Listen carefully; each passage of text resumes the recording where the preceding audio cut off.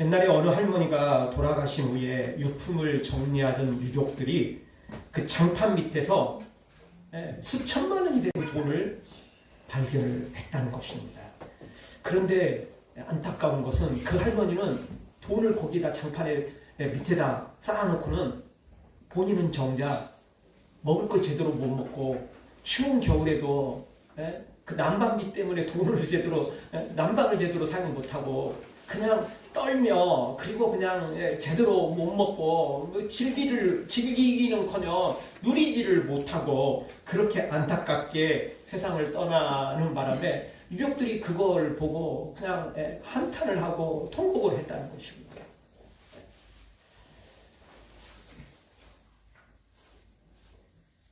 이 할머니는 사실 알고 보면 돈이 정말 많은 부자는 아니었지만 그래도 쓸 만큼은 있었는데도 불구하고 없는 사람처럼 살고 말았던 것입니다.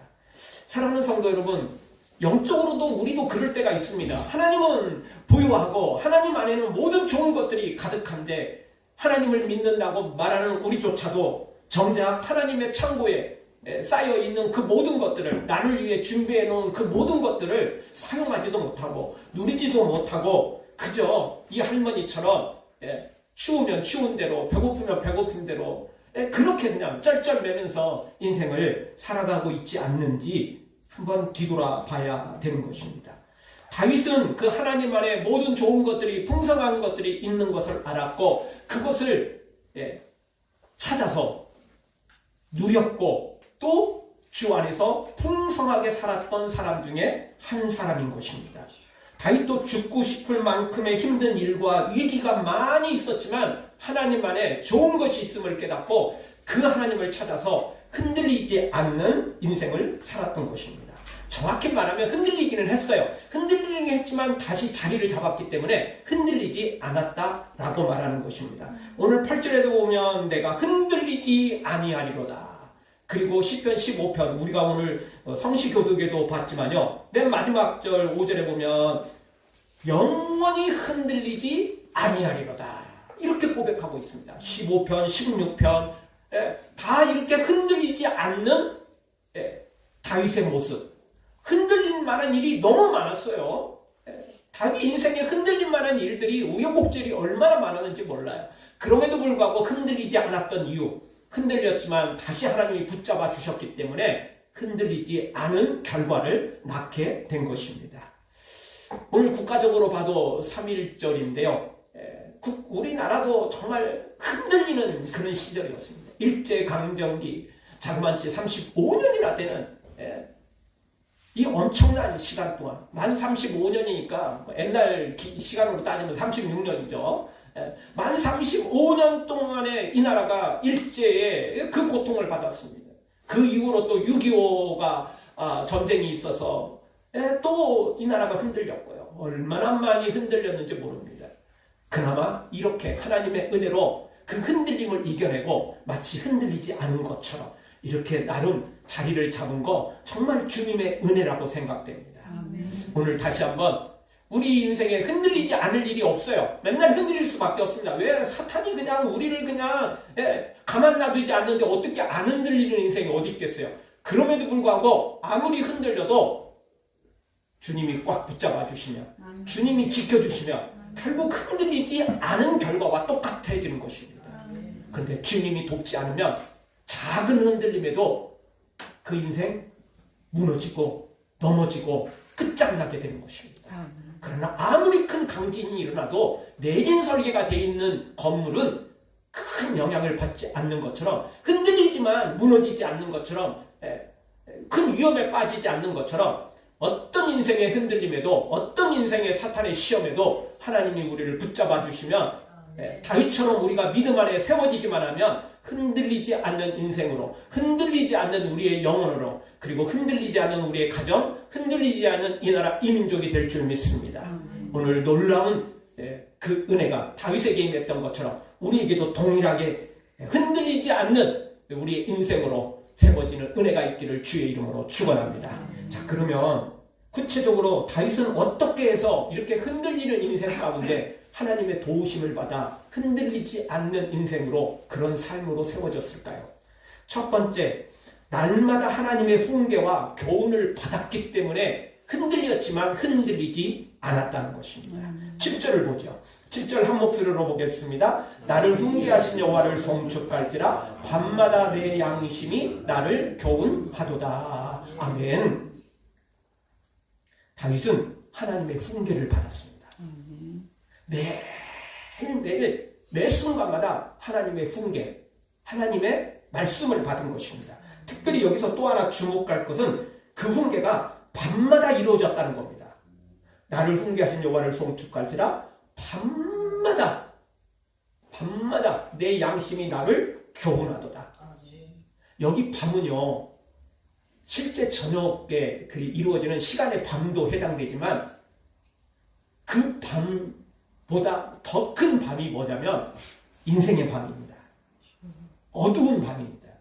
인생의 어려운 시기, 고난의 시기, 생사가 오가는 어려운 때, 수많은 고민과 수많은 환난 가운데 있는 그 밤, 바로 인생의 밤을 가리키는 것입니다. 다윗은 그럴 때가 너무 많았어요. 그리고 지금 이 시편 16편을 쓰는 이 순간에도, 그리고 15편에 있는 말씀의 순간에도 흔들리는 인생이 너무 많았어요. 자신 앞에 너무 흔들렸어요. 막 강진이 일어나고 서 있는 것조차도 힘든 이런 상황이었죠. 그런데 하나님이 결국 붙잡아 주셨기 때문에 다윗이 흔들리지 않았던 거, 그렇게 결과가 그렇게 된 것이지, 현실은 너무너무 많이 흔들리는 삶이 어떤 것입니다. 여러분, 다윗은 성경을 보면 하나님의 말씀을 꿀송이로 표현할 정도로 하나님의 말씀을 단말씀으로 보고, 그리고 그 말씀을 가까이 했습니다. 시편 19편 10절을 보죠. 19편도 다윗이 이 시를 썼고 하나님을 찬양한 내용인데요. 같이 봅니다. 금 곧 많은 순금보다 더 사모할 것이며 꿀과 송이꿀보다 더 달도다. 아멘. 하나님의 말씀을 이렇게 표현했어요. 그 다윗은요, 힘들 때마다, 어두운 밤일 때, 자기 인생의 어두운 밤일 때, 고난의 밤일 때, 위기의 밤일 때, 생사가 오가는 그 위험한 밤일 때, 그때 뭘 했습니까? 하나님의 말씀을 붙잡았어요. 그래서 금은보다 더, 순금보다 더 사모했고요. 그리고 그 말씀을 더 달게 먹었어요. 그리고 하나님의 오늘 말씀처럼 훈계를 받고, 밤마다 내 양심이 나를 교훈했어요. 그게 진짜 자신의 어떤 세상의 양심이 아니고 하나님의 말씀을 통해서 자신의 양심이 도전을 받은 거예요.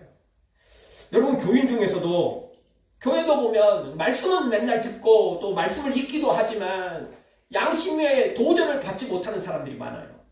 아니요. 그러면 안 돼요.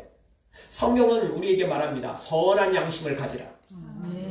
왠 줄 아세요? 그 선한 양심이 하나님의 말씀에 반응을 하기 때문에 그렇습니다. 죽은 양심, 이 양심은 하나님의 말씀이 들려줘도 반응이 없어요. 왜? 죽었으니까. 죽은 것은 반응이 없어요. 찔러도 반응 없어, 불러도 반응이 없어, 반응이 없어요. 우리의 양심이 살아있어야, 선한 양심이 되어야 하나님의 말씀이 올 때 아멘 아멘 받고 그리고 순종하게 되는 것입니다. 근데 우리의 양심이 죽어있고 우리의 양심이 선하지 못하고 악하면 하나님의 말씀을 반항하고 순종하지 않아요. 그래서 베드로전서 3장 16절에 보면 우리에게 이렇게 말합니다. 같이 봅니다. 선한 양심을 가지라. 선한 양심을 가져야 해. 이 선한 양심이 하나님의 말씀을 받게 되는 것입니다. 이 선한 양심이 없으면요, 아무리 하나님의 말씀을 그냥 주의시켜줘도 소용없어요. 우리가 뭐 장에 좀 기능이 장염이 걸려서 좀 상태가 안 좋다 그러면 먹는 대로 어떻게 되죠? 다 쏟아냅니다. 그냥 화장실 가느라고 정신없어요. 먹어봤자 아무런 도움 안 돼요. 더 힘들어져요. 우리의 양심이 선한 양심이 되지 못하면 말씀을 받아도 다 쏟아내요. 받지도 않을 뿐더러 설사 받았다 해도 그게 남는 게 없어요. 선한 양심을 가질 때 하나님의 말씀에 반응을 하고 그리고 그 말씀을 통해서 내 양식으로, 영혼의 양식으로 삼게 되는 것입니다. 그러니 오늘 우리 다시 한번 다윗처럼 인생의 밤에, 인생의 그 위기의 순간에, 고난의 순간에, 이때 우리가 하나님의 이 말씀을 대하고 그리고 그 말씀이 나의 양심을 찌르고 그리고 회개하고 지은 죄는 회개하고 그리고 아멘하고 순종하며 나아가서 이렇게 흔들리지 않는 인생으로 우리가 세워져야만 되는 것입니다. 우리가 밥을 먹지 않으면, 음식을 섭취하지 않으면 영양실조로 죽어요. 우리의 영혼의 양식은 말씀입니다. 말씀. 아무리 기름진 것으로 먹어도 우리의 영혼은 살찔 수가 없어요. 하나님의 말씀만이 우리의 영혼의 양식인 것입니다. 그러니 다윗처럼 이 하나님의 말씀에 훈계를 받고 하나님의 그 말씀에 듣기만 하고 읽기만 하는 걸로 끝나지 않고 그 말씀이 나의 선한 양심을 교훈해야만, 도전을 주고 회개하고 그리고 순종해야만, 그래야만 열매를 맺게 되는 것입니다. 그런데 중요한 건요, 우리가 고난의 순간에 하나님의 말씀이 더 우리에게 더 다가온다는 거예요. 더 쉽게 말한다면, 솔직히 우리 배부를 때는 뭐 줘도 소용없고, 그리고요 또 배가 부르지도 않고 사실 배고픈데도 불구하고 입맛이 없을 때가 있어요. 뭐 감기가 걸리거나 뭐 좀 이렇게 몸이 내가 안 좋을 때, 그때 입맛도 떨어질 때가 많잖아요. 물론 그렇지 않은 사람도 있어요. 아플 때 그냥 뭐 입맛이 너무 좋은 사람들도 있긴 있어요. 우리 집도 그 중에 하나인데, 아플 때 그래서 맛있는 거 사달래요. 맛있는 거 먹으면 빨리 나는데요.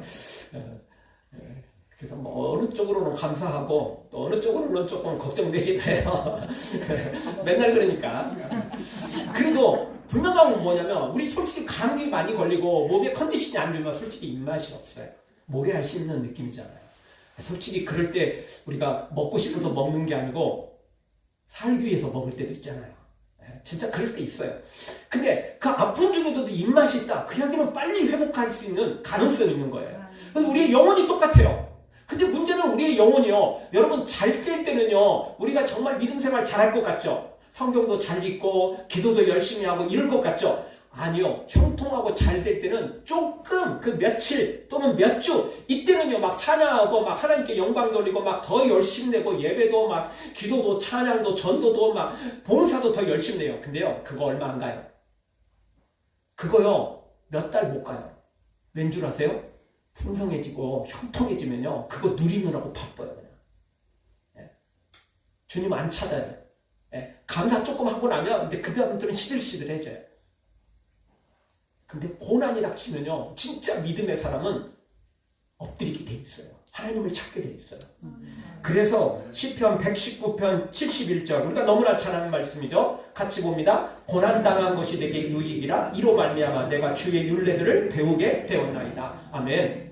여러분, 주의 율례를, 주의 말씀을 배울 때는 그냥 내가 성경 공부하고 읽고 듣고 그러면 배울 수 있어요. 근데 그때는 들어봤자 그냥 감동이 별로 없어요. 내 양심에 도전이 별로 안 돼요.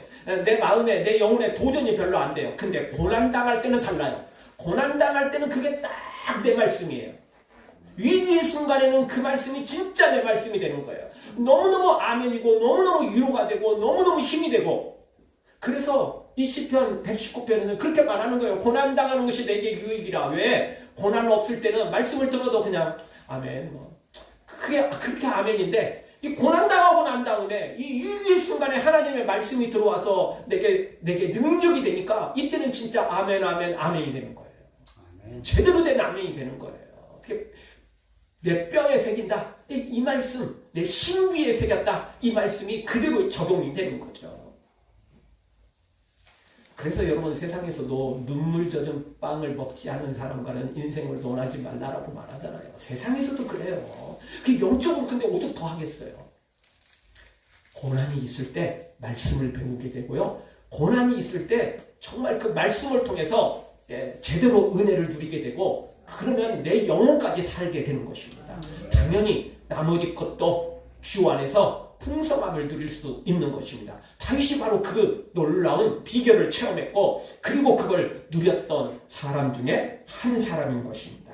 사랑하는 성도 여러분, 고난을 당할 때 원망하기보다는, 불평하기보다는 다윗처럼 하나님을 만나고 하나님의 말씀을 통해서 은혜를 받고, 그것이 내 양심에 도전을 주고 그리고 능력이 되어서 다윗처럼 흔들리지 않는 인생으로, 승리하는 인생으로 세워지기를 주의 이름으로 축원합니다. 아멘. 두 번째 주시는 말씀, 다윗이 왜 흔들렸지만 흔들리지 않는 인생이 되었습니까? 그것은 하나님을 앞에 모셨고 하나님을 오른쪽에 모셨기 때문에 그렇습니다. 즉 하나님과 너무너무 가까이 했기 때문에 다윗은 흔들리지 않는 인생이 되었던 것입니다. 7절을 보죠. 7절을 한 목소리로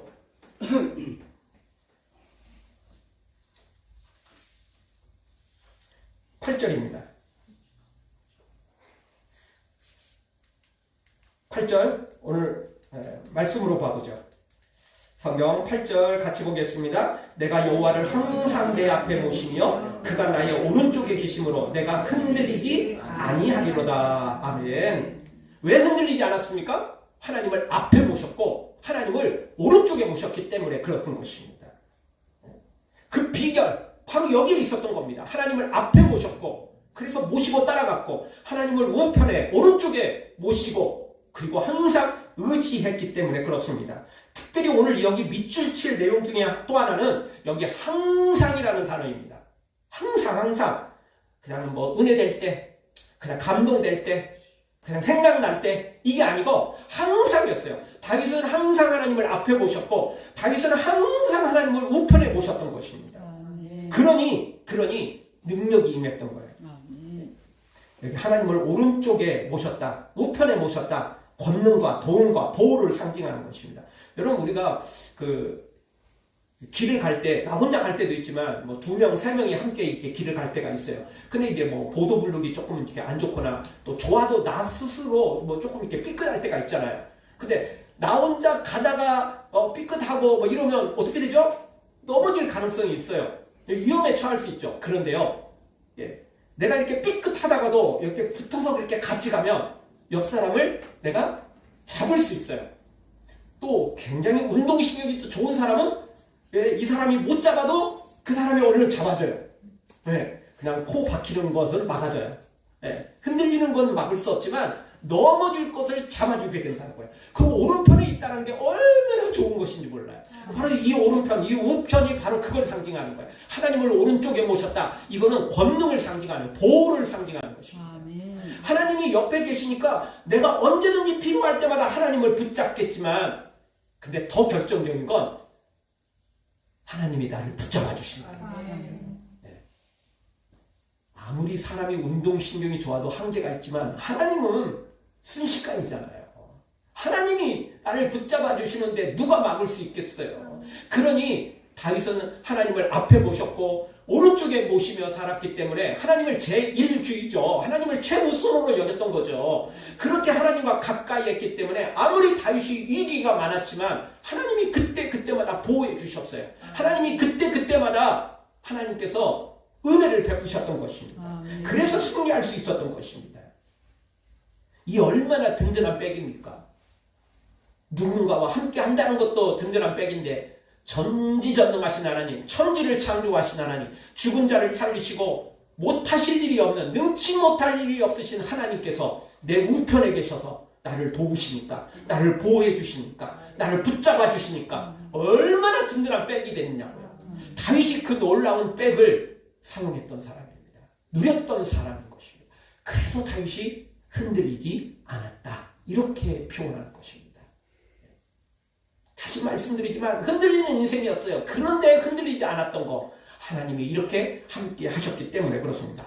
그런데 하나님이 아무나 함께하고 아무나 이렇게 붙잡아 주시는 건 아니라는 것입니다. 먼저 찾아오셔서 은혜를 주신 건 사실이지만 이 흔들리지 않는 이 하나님이 붙잡아 주시는 인생으로 살려면 하나님을 다윗처럼 앞에 모시고 오른쪽에 하나님을 모시고 살아야만 되는 것입니다. 나는 내 마음대로 가면서 하나님이 알아서 그냥 나를 보호해주고 그런 법 없습니다. 하나님은 행한 대로 시원 대로 거두게 하시는 것입니다. 물론 처음에는 찾아오신 건 100% 하나님의 은혜입니다. 자격 없는 우리에게 오셨어요. 그러나 그 뒤부터는 복 받는 것은, 은혜를 드리는 것은, 기도 응답을 받는 것은 내가 기도해야만 되고 순종해야만 되는 것입니다. 안 하는데 이 말씀은 없어요. 처음에 주님이 찾아오신 건 은혜지만 물론 그 뒤로도 계속된 은혜가 맞지만 그러나 그 뒤로 받아들이는 복은 내가 심어야 됩니다. 내가 충성해야 됩니다. 하나님을 최우선으로 섬겨야만 됩니다. 사랑하는 성도 여러분, 우리도 다윗처럼 하나님을 앞에 모시고 오른쪽에 모셔드려서 그 하나님의 도움을 받고 나도 필요할 때 하나님을 붙잡고 또 내가 못 잡을 때까지라도 하나님이 나를 붙잡아 일으키시는 놀라운 은혜가 임하기를 주의 이름으로 축원합니다. 마지막 세 번째로 다윗이 흔들리지 않는 인생으로 살았던 이유가 뭡니까? 그것은 하나님 안에 기쁨과 안전함을 누렸기 때문에 그렇습니다. 이미 첫 번째, 두 번째가 그 비결이죠. 그래서 날마다 하나님의 훈계를 받고 그 훈계를 듣는 것으로 받는 걸로 끝나지 않고 양심의 도전을 받아서 교훈을 받았던 거죠. 그리고 나서 하나님을 앞에 모시고 오른쪽에 모시고 이렇게 살았더니 하나님 안에서 기쁨과 안전함이 오기 시작했던 것입니다. 그리고 다윗은 그걸 누렸습니다. 9절을 보죠. 9절을 우리 한 목소리로 보겠습니다. 이러므로 나의 마음이 기쁘고 나의 영도 즐거워하며 내 육체도 안전히 살리니. 아멘. 여기 기쁘고 즐거워하며 안전히 사는 이 놀라운 은혜를, 이 복을 누렸던 것입니다. 그런데 또 여기서 중요한 게 이 놀라운 즐거움이, 기쁨이, 안전함이 어디에 임했어요? 내 마음이, 내 영도, 내 육체도 다 임했어요. 다 임했어요. 마음에도 임하고 영혼에도 임하고 육신에도 임했어요. 다 임했어. 다 임했어. 하나님의 은혜는요, 단편적인 게 아니에요. 하나님의 은혜는 일부분이 아니에요. 뭐 되다가 안 되고 뭐 조금 되다가 뭐 다시 도루묵이 되고 이러질 않아요. 하나님의 놀라운 은혜는 우리의 영도, 마음도, 육체도, 우리의 모든 삶도 다 변화시키고 새롭게 하는 놀라운 은혜인 것입니다. 그러니까 코로나를 겪으면서 백신에 대한 뭐 여러 가지 논란이 참 많습니다. 부작용도 사실 있고요. 많습니다. 검증되지 않았죠. 원래 약이라는 것은 수십 년, 때로는 100년 막 이렇게 흘러야만 안전함이 증명되는 거예요. 인생을 다 이렇게 한번 가고 이게 이렇게 돼야 그게 진짜 안전한지 부작용이 없는지 완벽하게 파악할 수가 있어요.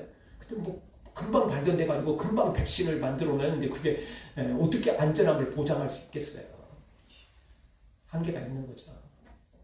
그런데 하나님은 그런 부족한 게 아니에요. 하나님은 그렇게 부작용이 있는 은혜가 아니에요.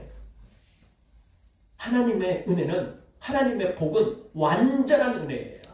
완벽한 은혜죠. 절대 빈틈이 없어요. 절대 문제가 있을 수 없어요. 그래서 다윗에게 이 하나님의 은혜가 임했는데 마음에도 영에도 육신에도 다 임했던 것입니다. 기쁨이 임하고 즐거움이 임하고 안전함까지 임했던 것입니다. 중요한 것은 이 놀라운 것을 누릴 줄 알아야 돼요. 처음 말씀드렸던 처음 그 이야기처럼 할머니처럼 쌓아놓고 내가 누리지 못하면 소용없어요. 그렇잖아요. 쌓아있는데 누리지 못하면 소용없는 것처럼 많은 교인들이 그런 삶을 또 살아요. 누리지를 제대로 못하는 거예요. 자기가 사실 알고 보면 갖고 있는데도 제대로 누리지 못할 때가 많은 거죠. 우리 10절을 한번 보겠습니다. 10절 우리 한 목소리로 보겠습니다. 이는 주께서 내 영혼을 수월에 버리지 아니하시며 주의 거룩한 자를 멸망시키지 않으실 것임이니이다. 아멘. 갑자기 좀 이상한 말씀이 나왔어요.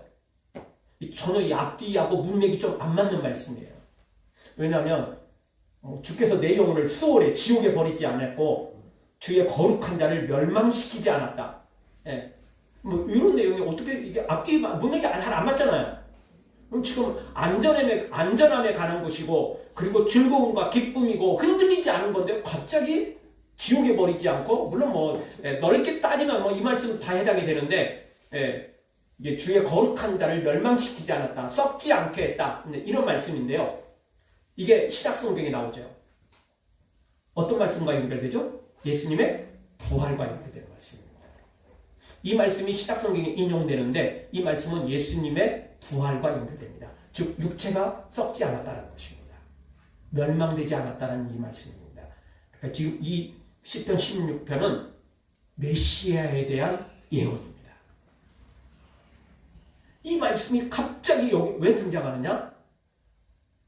다윗은 이 하나님의 말씀을 듣고 훈계를 받고 교훈을 받고 그리고 앞에 모시고 오른쪽에 모시며 즐거움과 기쁨이 임했지만 그럼에도 불구하고 이걸 못 누리는 사람이 있다니까요. 이렇게 살면 내 것이 되긴 돼요. 근데 또 누리는 거하고는 다른 문제라니까요. 돈을 장판 밑에 놓아놨어. 그 내 거잖아요. 남의 거 아니잖아요. 도둑질한 거 아니죠. 자식들한테 받고 손주들한테 용돈 받아가지고 지금 고기 쌓아놓은 거예요. 그냥 그거 내 거야, 내 거. 맞아요. 근데 그걸 못 누렸던 거예요, 그 할머니는. 근데 많은 교인들도 이렇게 살 수 있어요. 또 은혜 받고 능력 받고 믿음도 또 성장하고 그래서 다 내 것이 됐는데 내가 못 누리는 거예요, 지금. 바로 이런 상황이 있을 수 있다는 겁니다. 근데 다윗은 이걸 누렸어요. 어떻게 누렸어요? 예수님의 부활을, 메시아의 부활을 확신했기 때문에 누린 거예요. 즉 죽음에서도 살리는 엄청난 은혜를 누렸던 거예요. 다윗이 반드시 예수님이 십자가에 죽어서 무덤에 갇히고 일어난다, 이거 사실 다윗 몰랐어요, 솔직히. 본인이 이거 지금 이 10절에 있는 말씀 본인이 입으로 고백해놓고 이게 지금 메시아에 대한 관한 내용이고 예수님이 실제 무덤에 갇혔다가 3일 만에 다시 부활, 이거 몰라요, 다윗도. 모르지만 분명한 건 뭐냐면 성령의 감동으로 부활의 능력을 믿었던 거예요. 아멘. 다시 살리시는 하나님의 능력을 믿었던 거예요. 아멘. 그러니까 그 안전함이, 흔들리지 않는 그 마음이, 그리고 기쁨이, 즐거움이 임했던 거예요. 아멘. 구체적인 내용은 몰랐어요. 그렇지만 단 하나 알았는데 그건 뭐냐면 죽어도 하나님이 살리신다. 아멘. 이걸 믿었던 거예요. 다윗만 그랬습니까? 예수님의 제자들도 그랬습니다. 겟세마네 동산에서 다 죽을 위기 아니에요. 체포될 위기만 가지고도 다 도망가 버렸거든요. 그랬던 제자들이 왜 변화됐습니까? 부활하신 예수님이 찾아오셨거든요. 그래서 부활하신 예수님을 만났어요. 손에 못 자국, 허리에 참 자국 자기 눈으로 봤어요. 부활하신 예수님을 만났어요. 본인들은 직접 만지지 않았지만 또 도마가 나중에 뒤늦게 참가해서 나는 뭐 만져보지 못하면, 내 눈으로 보지 못하면 못 믿겠다, 이러는 바람에 간접적으로도 체험을 했어. 도마가 만졌으니까 그 다 자기들 봤잖아요. 그래서 더 정말 속된 말로 빼도 박도 못할 증거들이 명확했거든요. 이미 봤지만 그래도 또 손으로 만지는 장면을 또 봤으니까 정말 대단한 거 아니에요? 그 뒤로 제자들이 바뀌었죠. 어떻게 바뀌어요? 그 전에도 예수님이 죽은 나사로를 살리시고 나인성 과부의 아들을 살리셨잖아요. 그런 거 봤지만 그래도 그거는 그냥 지나가는 이야기였던 거예요. 실제 예수님이 죽음에서 살아나시는 장면을 보니까 이게 옛날에 그 나사로가 살아난 거 그리고 나인성 과부가 살아난 거하고는 비교가 안 되는 거예요. 그리고 더 결정적인 것은 나사로도 나중에 죽었어요. 나인성 과부의 아들도 죽었겠죠. 근데 예수님은 죽지 않으시잖아요. 그러니까 제자들이 그 놀라운 부활을 목격하고 난 다음에 부활 신앙을 가지면요 두려울 게 없어요. 여러분, 사람이 제일 두려운 게 뭐냐면 이것저것 많겠지만 죽음의 두려움만큼 사실은 그것만큼 큰 두려움은 없어요. 그래서 나 죽고 너 죽자 이렇게 달려드는 사람이 제일 무섭다고 세상에서도 말하지 않아요? 자기 몸 살리는 사람은 어떻게든 피할 길이 있어요. 근데 자기 죽자고 달려드는 사람은요 방법이 없어요. 어떻게 피해요? 피할 길이 없잖아요. 그때요 영적으로도 똑같아요. 이 부활하신 예수님을 만나면요 두려움이 사라져요. 아멘. 사탄이 어떤 공격을 해도 너는 내 육체고 내 삶을 공격할 수는 있어도 내 영혼은 어떻게 할 수 없어. 나를 지옥에 수월에 버리지 않으시는 하나님 때문에 두려울 게 없어지는 거예요. 아멘. 그래서 위기의 환난에 처해도 안전함을 얻고 기쁨을 누리는 거예요. 또 위기 있지만 하나님이 날 건져주실 거야. 이번 기회를 통해서 또 하나님을 더 크게 체험할 거야. 이런 소망까지 생기니까 다윗이 고난 중에서도 찬양을 하게 되는 거죠.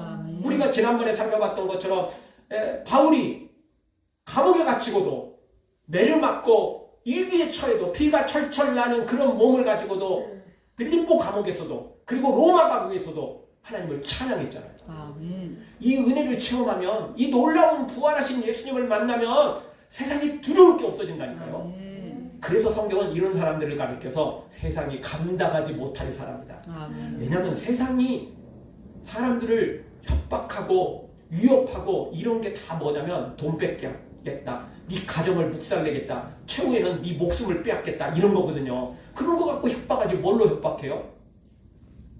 그런 거잖아요. 예. 그런 걸로 협박 아니에요? 그런데 죽음을 두려워하지 않는 사람한테는 그런 게 협박이 돼요? 안 되는 거죠. 수많은 순교자들이 죽음 앞에서도 절대 두려워하지 않았던 거. 이유는 죽음이 끝나는 게 아니고 죽어도 예수님이 나를 부활시킬 거니까. 아니, 죽으면, 순교를 당하면 더 큰 영광의 부활이 눈앞에 있으니까. 그러니 어떻게 두려워하겠어요? 어떻게 거기서 예수님을 부인하고 조금 더 몇 년, 몇십 년 더 살겠다고, 부경화를 누리겠다고 예수님을 부인하겠어요? 그렇지 않은 거죠. 절대 그렇지 않은 거죠. 우리가 소아시아 일곱 교회 잠깐 우리가 오후에도 지금 공부를 하고 있는데 성지순례 그 내용들을 좀 보면서 하고 있는데 우리 폴리캅 이야기 들었잖아요. 다시 한번 얼마 전에도 들었는데 폴리캅의 친구였어요. 총독이. 그래서 폴리캅한테 기회를 준 거예요. 너 부인만 하면 내가 너한테 이 모든 것들을 해결해주고 남은 생에 잘 살 수 있도록 해주겠다. 그런데 폴리캅은 말하는 거죠. 주님은 나를 80여 년 동안 나를 한 번도 부인한 적이 없는데 내가 어떻게 그 주님을 부인할 수 있겠냐. 나는 죽어도 상관없다는 거예요. 아니, 죽으면 천국에 더 큰 영광을 누리게 되고 순교자의 상급을 받아 누리게 되는데 뭐가 두려운 거예요. 두려울 게 없는 거죠. 두려울 게 없어지는 것이. 다윗도 그걸 느꼈어요.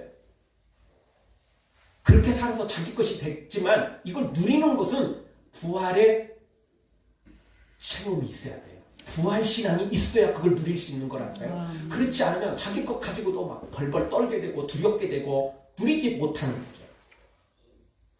또 다윗이 이걸 누렸던 이유 중에 하나는 주님께서 생명의 길을 보이셨기 때문에 그렇습니다. 11절을 보죠. 한 목소리로 보겠습니다. 주께서 생명의 길을 내게 보이시니 주의 앞에는 충만한 기쁨이 있고 주의 오른쪽에는 영원한 즐거움이 있나이다. 아멘. 첫 번째는 부활신앙 때문에 이걸 누리며 산 것이고, 다시 말씀드리지만 주님의 말씀을 듣고 훈계를 받고 교훈을 받았고 그리고 앞에 모시고 오른쪽에 모셨기 때문에 이 즐거움, 안전함이 임했어요. 내 것이 됐어요. 근데 내 것이 됐지만 이걸 누리는 문제는 다른 문제였는데 누리는 것은 부활신앙이었고 두 번째는 주께서 생명의 길을 내게 보이실 걸 믿었어요. 당연히 부활하고 이 생명의 길하고는 연결이 돼 있죠. 같은 맥락이잖아요. 같은 선상에 있는 거잖아요.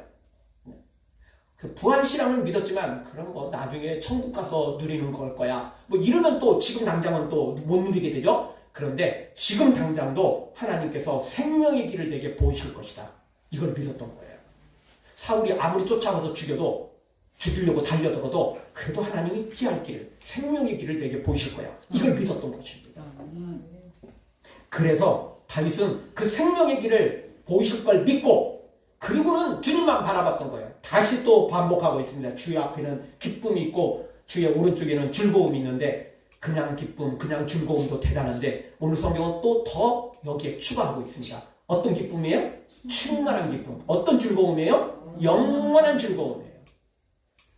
기쁨이 그냥 기쁨이 아니고 충만한 기쁨. 즐거움 자체도 대단한데 영원한 즐거움. 이거를 주님이 주실 것을 확신했던 거예요. 왜? 생명의 길을 보일 거니까. 죽음의 막다른 골목이 있는 것 같아도 주님이 생명의 길로 여실 걸 믿었으니까. 그러니까 이걸 누렸던 거죠. 세상에서도 은행에 돈이 있어도 은행이 뭐 부도날 거 생각하면 걱정이죠. 걱정이죠. 내가 가지고 있는 뭐 주식이나 뭐 내가 가지고 있는 또 어디 투자한 뭐가 이게 그러면 불안에 떨잖아요. 갖고 있으면서도 내 것인데도 불구하고 저축해놨는데도 불구하고 그럴 수 있어요. 하나님에게는 부활의 능력이 있고 또 나에게 생명의 길을 열어주시니까 두려움이 없었던 거예요. 그래서 다윗이 이 풍성함을 누렸던 것이고 사랑하는 성도 여러분, 우리도 다윗처럼 그렇게 누릴 수 있습니다.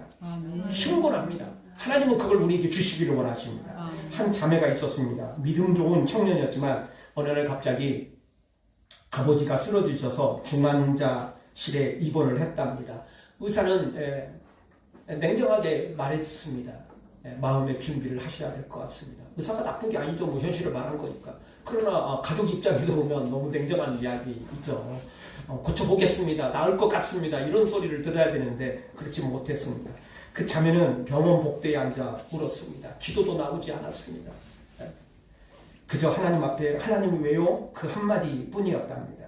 그런데 새벽 3시쯤 문득 하나님의 음성이 들렸답니다. 나는 너의 오른편에 있다.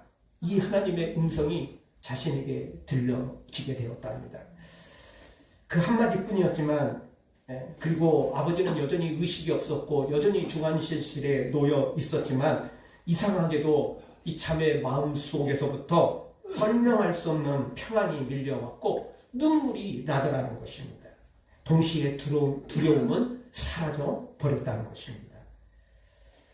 며칠 후 아버지는 결국 세상을 떠났고 천국에 가셨겠지만 기적적인 회복은 없었지만 장례 후에 이 자매는 그런 이야기를 했답니다. 아버지를 잃은 건 너무 마음 아프지만 그 시간 동안 저는 하나님을 잃어버리지 않았어요. 오히려 하나님이 더 가까이 계신 걸 알았어요. 주의 앞에는 기쁨이 충만하다는 말이 웃는 기쁨인 줄 알았는데 눈물 속에서도 무너지지 않는 기쁨이 있더라고요. 이렇게 고백을 했다는 겁니다. 그렇죠. 우리가 원하는 대로 기도만 된다면 아무도 우리 가족 중에 죽을 사람이 없어야 되고 그러겠죠. 근데 하나님의 뜻은 하나님의 길은 다 예정되어 있어요. 내가 아무리 기도해도 안 되는 건 안 되는 거예요. 그러나 분명한 건 뭐냐면 하나님은 더 좋은 것으로 채워주신다는 겁니다. 어차피 죽을 사람 뭐 기도할 필요 없어. 이러면 그냥 그걸로 끝나지만 그래도 그 안에서 기도하면 하나님이 때가 되면 누군가는 불러가실 것이고 나도 내 가족도 내 사랑하는 사람들도 때가 되면 천국에 이동을 하겠지만 분명한 건 하나님이 은혜를 주신다는 거예요. 우리는 꼭 기쁘고 즐거운 웃는 웃음만 있는 게 아닙니다. 눈물 속에서도 하나님의 놀라운 위로가 무너지지 않는 흔들리지 않는 기쁨도 있는 것입니다. 우리 모두 다 때로는 하나님의 실제 눈앞에 벌어지는 기적으로 응답으로 체험을 받으시고요. 그리고 때로는 현실이 비슷한 것 같아도 하나님 주시는 평안, 하나님 주시는 기쁨, 하나님 주시는 놀라운 흔들리지 않는 능력들을 영육간에 받아들이는 어떤 방법이든 하나님의 은혜가 임하기를, 그래서 다윗처럼 승리하기를 주의 이름으로 축원합니다.